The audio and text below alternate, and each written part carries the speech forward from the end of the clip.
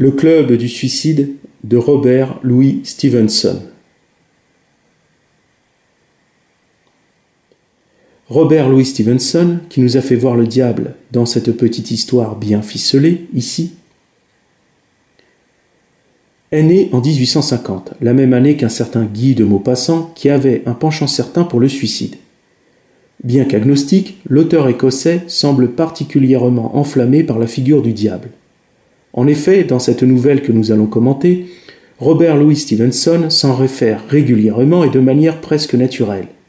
Il faut dire qu'en ce temps, en littérature, le diable était un personnage agréable à mettre en scène.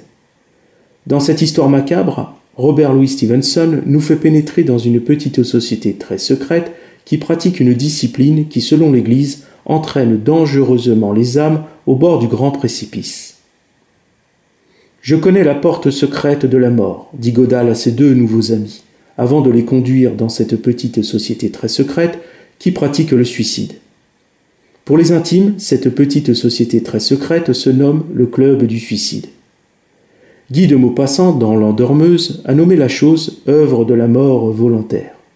On peut préciser que dans notre histoire, l'un des personnages porte le nom de Malthus, en référence à Thomas Malthus, qui au XVIIIe siècle théorisa une politique active de contrôle de la natalité pour maîtriser la croissance de la population.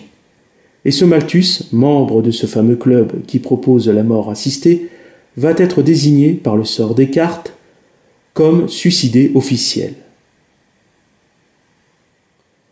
Cette histoire, politique par sa nature, est divisée en trois parties, où la seconde partie et la troisième partie amènent, par des destins différents, à la centralité narrative développée dans la première partie.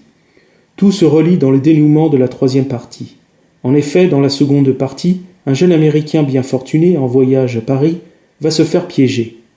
L'aide que lui apportera un certain docteur nommé Noël le rapprochera d'un certain prince qui, au début de cette nouvelle, fut mené à connaître ce club très particulier.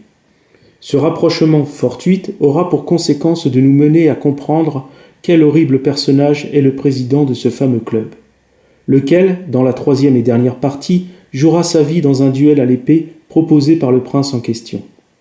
Pareille architecture narrative peut déboussoler le lecteur, mais Robert Louis Stevenson est comme ce cuisinier expérimenté qui, par sa manière de faire, travaille séparément chaque ingrédient afin de les disposer soigneusement dans l'assiette de sorte qu'aucun n'empiète sur les autres, et qu'ensemble, dans une habile combinaison, offre aux convives l'image d'un plat savant, voire indéfinissable, et qui à chaque bouchée devient à la fois plus intelligible et plus mystérieux.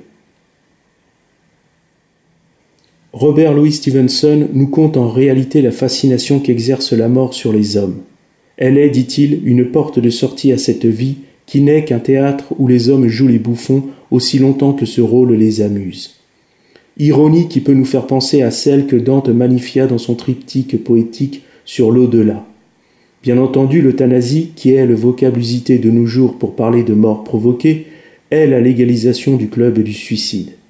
Stevenson ironise sur le sort accordé à ceux qui adhèrent à ce club, puisqu'un fumoir introduit ces pauvres diables en quête d'anéantissement. Et fort judicieux de la part de l'auteur concernant le président de ce fameux club, puisqu'il finira par valider la sentence du Christ sur l'épée.